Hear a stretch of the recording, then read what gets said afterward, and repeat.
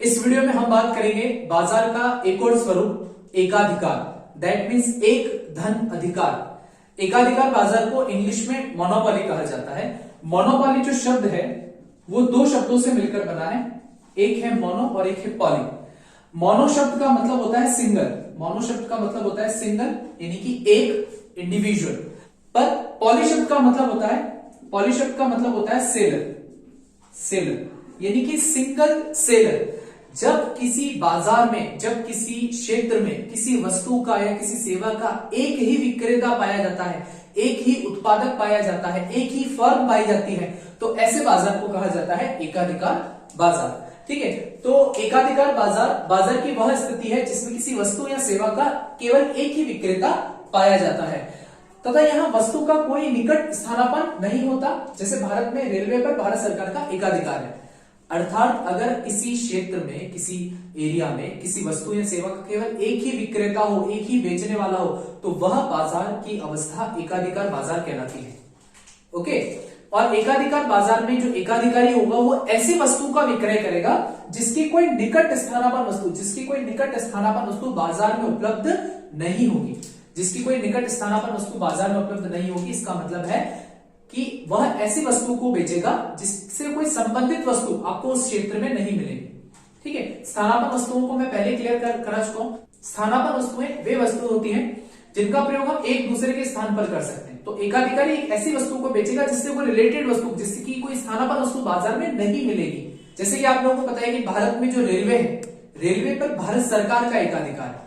ठीक है, कौन सी ट्रेन चलानी है, कितनी ट्रेनें चलानी है, कौन सी ट्रेन किस रूट से किस रूट तक चलेगी, किस रेट ट्रेन का क्या किराया होगा, ओके, कितने स्टेशन बनेंगे, ये सारे निर्णय कौन लेगा? भारत सरकार लेगी। यानी कि भारतीय रेलवे भारत सरकार के नियंत्रण में काम करता है। ठीक है, तो भारत सरकार का इस पर क्या हो गया? एकाधिकार हो गया। ठीक है, एकाधिकार की कई सारी विशेषताएं होती हैं। जैसे सबसे पहली विशेषता केवल एक ही विक्रेता। मैंने अभी आप लोगों को बताया कि एकाधिकार बाजार की एक ऐसी अवस्था होती है जिसमें किसी वस्तु या सेवा का केवल एक ही विक्रेता पाया जाता है। सिर्फ एक ही विक्रेता होगा जो उस पूरे बाजार पर अपना क्या करेगा? नियंत्रण करेगा। ठीक है, दूसरा है अनेक क्रेता। दूसरा पॉइंट है अनेक क्रेता। सीधी सी बात है गाइस कि अगर किसी वस्तु का केवल एक ही विक्रेता है तो सारे के सारे क्रेता उसी विक्रेता के पास जाएंगे। यानी उस बाजार में किसी वस्तु के बहुत सारे अनेक क्रेता होंगे, अनेक उपभोक्ता होंगे। ठीक है, तीसरा है निकट स्थानापन्न वस्तु का अभाव। अर्थात एकाधिकारी जो होगा, जो एकाधिकार बाजार का जो विक्रेता होगा, वह ऐसी वस्तु को बेचेगा जिसकी कोई निकट स्थानापन्न वस्तु बाजार में उपलब्ध नहीं होगी। जैसे भारी सामान या सवारियां लाने ले जाने के लिए ट्रेन से बेहतर कोई दूसरा ऑप्शन है क्या हमारे पास? नहीं है ना। भारी सामान व ज्यादा सवारियां ले जाने के लिए ट्रेन से बेटर ऑप्शन हमारे पास है नहीं। ठीक है, चौथा पॉइंट है कीमत पर पूर्ण नियंत्रण। यह भी सिंपल सी बात है कि अगर किसी वस्तु या सेवा का विक्रेता एक है, उसे बेचने वाला एक है। मान लो कि मेरे क्षेत्र में इकोनॉमिक्स का कोचिंग पढ़ाने वाला एक मैं ही टीचर हूं। ठीक है, तो मेरा क्या रहेगा? कीमतों पर पूर्ण नियंत्रण रहेगा। क्यों? क्योंकि मुझे पता है कि सारे उपभोक्ताओं को, यानी कि जो स्टूडेंट्स हैं, जो बच्चे हैं, उन सारे उपभोक्ताओं के लिए मैं ही एक विक्रेता हूं, वो मेरे यहां ही पढ़ने आएंगे। तो मैं कीमतों को अपने अकॉर्डिंगली क्या कर सकता हूं? डिसाइड कर सकता हूं, उन्हें फ्लक्चुएट कर सकता हूं। यानी मेरा कीमतों पर क्या रहेगा? पूर्ण नियंत्रण रहेगा।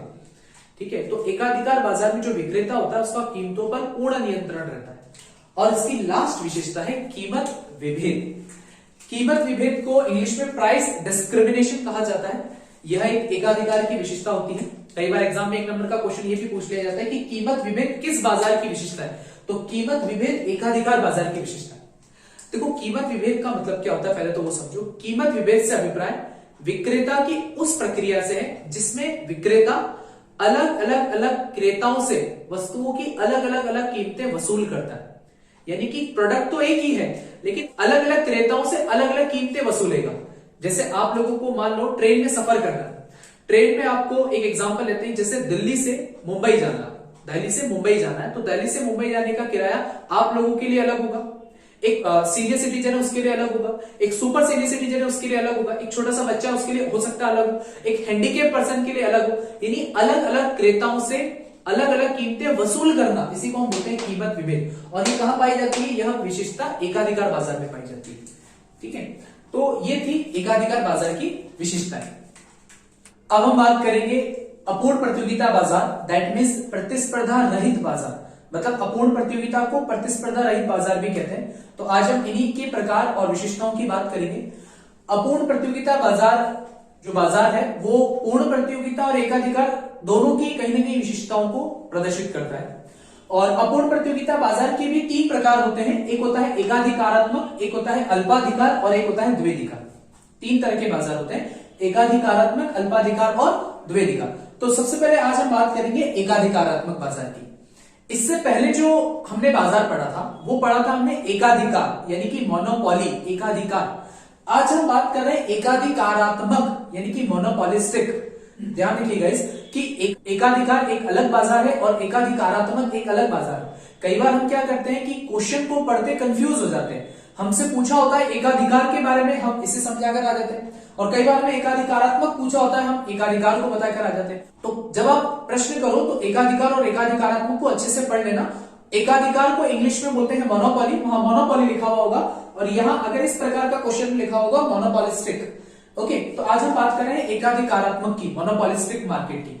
तो यह बाजार की वह अवस्था होती है जिसमें किसी वस्तु या सेवा के असंख्य क्रेता तथा असंख्य विक्रेता पाए जाते हैं तथा प्रत्येक विक्रेता की वस्तु दूसरे विक्रेता से भिन्न होती है। यानी कि यह जो एकाधिकारात्मक बाजार है वह एक ऐसा बाजार होता है जहां पर असंख्य क्रेता यानी कि खरीदने वाले भी बहुत ज्यादा और असंख्य विक्रेता यानी बेचने वाले भी बहुत ज्यादा पाए जाते हैं। यानी सेम जो हमने पढ़ा था पूर्ण प्रतियोगिता बाजार में।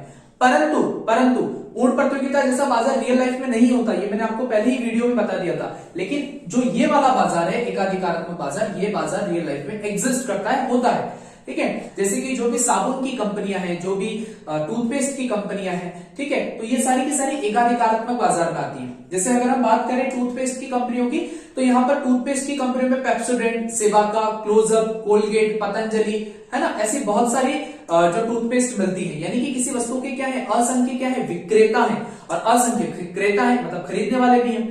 परंतु प्रत्येक विक्रेता की वस्तु दूसरे विक्रेता से भिन्न होती है। यानी बेच तो सब क्या रहे हैं, टूथपेस्ट ही बेच रहे हैं, लेकिन देख लेना सबका कलर अलग होगा, सबकी पैकिंग अलग होगी, सबकी डिजाइन अलग होगी, ठीक है, सबका ट्रेडमार्क अलग होगा। यानी हर विक्रेता अपनी वस्तुओं को भिन्न दिखाने के लिए वस्तुओं में क्या कर देता है, परिवर्तन कर देता है। ठीक है, तो एकाधिकारात्मक बाजार की एक ऐसी अवस्था होती है जिसमें किसी वस्तु सेवा के असंख्य क्रेता व असंख्य विक्रेता पाए जाते हैं तथा प्रत्येक विक्रेता की वस्तु दूसरे विक्रेता से भिन्न होती है, अलग होती है।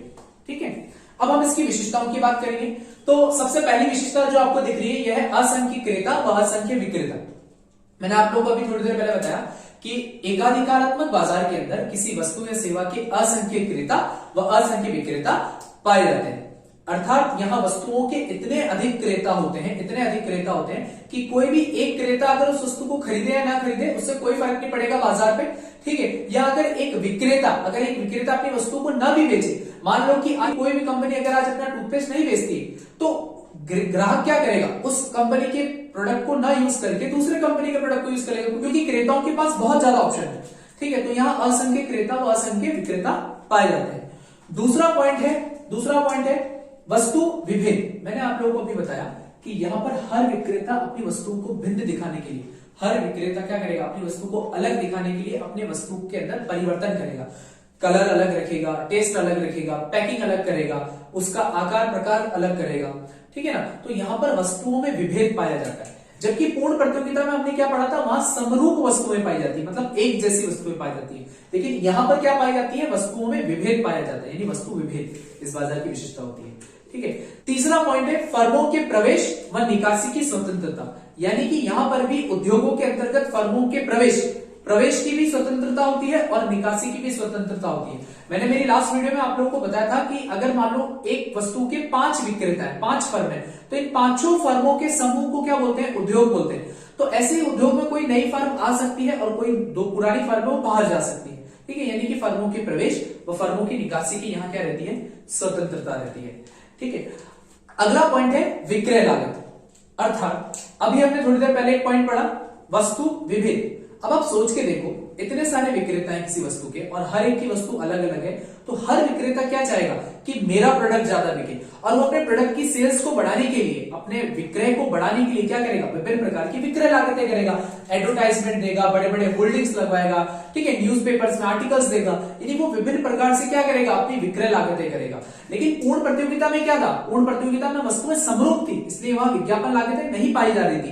लेकिन यहाँ वस्तुएं क्या है, अलग अलग है, तो यहाँ विज्ञापन लागतें पाई जाती है, मतलब यहाँ विक्रय लागतें पाई जाती है, ठीक है। और लास्ट पॉइंट है गैर कीमत प्रतियोगिता, नॉन प्राइस कंपटीशन, अर्थात यहां विक्रेता क्या करता है, अपनी वस्तु के विक्रय को बढ़ाने के लिए कीमतों में कमी नहीं करेगा, वो क्या करेगा, कीमत कम करने के अलावा नई नई स्ट्रेटेजीज फॉलो करेगा, नई नई नीतियों का पालन करेगा, नई नई नीतियों के थ्रू क्या करेगा, वो अपने सेल्स को बढ़ाएगा। जैसे वो हो सकता है कि वो उस प्रोडक्ट के साथ कुछ फ्री दे दे, जैसे आप कोई भी प्रोडक्ट खरीदते हो तो उस प्रोडक्ट के साथ कुछ फ्री मिल जाता है आपको, ठीक है। जैसे आपने टूथपेस्ट खरीदा तो टूथपेस्ट के साथ ब्रश फ्री मिल जाता है, कोई साबुन के साथ पेन फ्री दे देता है ना। या फिर कई बार आप लोगों को रिचार्ज कूपन फ्री मिल जाते हैं, है ना।